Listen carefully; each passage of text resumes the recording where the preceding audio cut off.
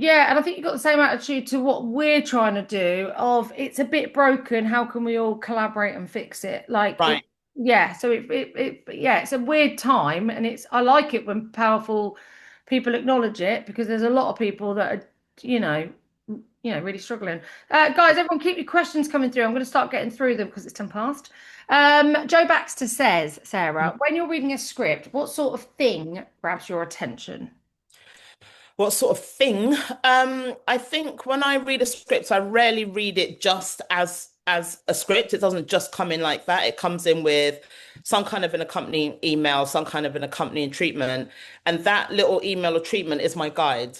So Yeah. if you say it's about this person who's going through these things and we're going to watch them on that journey, I'll be looking for that in the story. If you don't stay true to the thing you said you wanted to write. And a lot of writers get lost in the weeds and can't see the wood for the trees. So, and that's fair enough, and we can fix that. But I always need that initial email, that initial treatment saying it's about this, it's going here, and it's going to land there. And that's what I'll be scanning through, that truthful storytelling and staying true to your mission to Yeah. make sure that the story you want to tell is actually what's coming off the page. Because some people, you know what it's like when you're sort of writing what you don't know is a comedy monster, or what you don't know is a mother figure archetype and things like that. But then you have them do something that's out of character, or you have them do something that seems a little bit strange.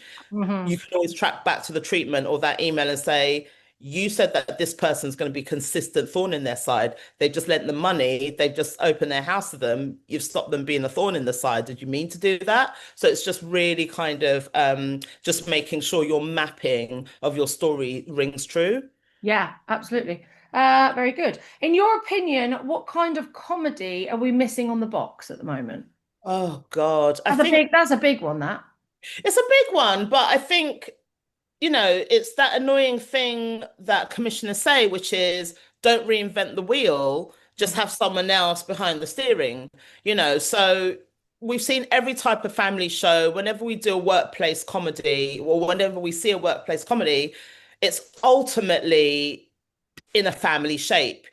Big Bang Theory, you've got Leonard who's serious, Sheldon who's serious, Leonard who's the long suffering. You've got Mum, the dad. two, yeah, you've got mum, dad, you've got the wayward kids, you've got the one that always gets it wrong, the one that nearly Yeah. gets it right, has a love interest, and you're rooting for them. So we always have those similar shapes. But I Yeah. think the key thing is to not give yourself as writers and as producers too big of a mountain to climb by trying to reinvent the wheel. It's better if you recognize all the ways in which it fits into a shape, but then Mhm. what you pull out of it is the interesting story. You Yeah. know, Big Bang again, we've got Sheldon. He's not just a geeky scientist. He's also from East Texas. So no one in his family understands who he is. He's a real underdog in his world. And then he isolates himself by being a boffin in every room he walks into. So you're giving him extra layers of complexity, and therefore you can mine lots of story out of it. So don't try and reinvent the wheel. Try and find the familiar shape in your thing so it's relatable, and then introduce us to a new type of mum, a new type of love interest, a new type of leading actor or actress or character. Yeah, you should be able to always put it into that comedy mechanism, shouldn't you? Of like, Definitely, because it yeah. helps because it's a well-established engine. And the number one thing about comedies is they run out of road.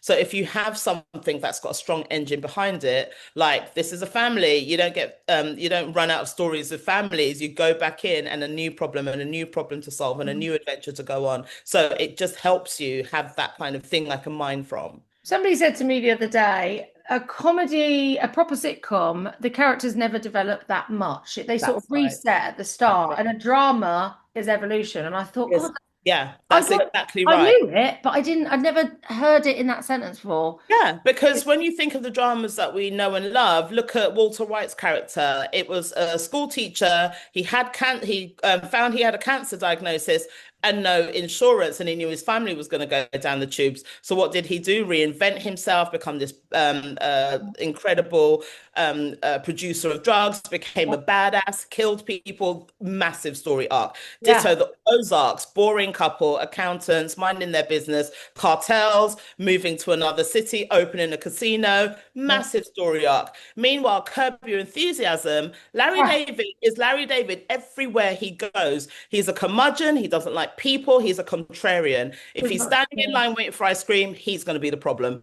If Yeah. he's buying shoes at the mall, he's going to be the problem. If he's waiting in the waiting room for his doctor, he's going to be a problem. So he is himself. But what the trick is to put him in different scenarios, so you Yeah. have other people rubbing up against him. He never changes. Yeah. Perfect. Oh God, but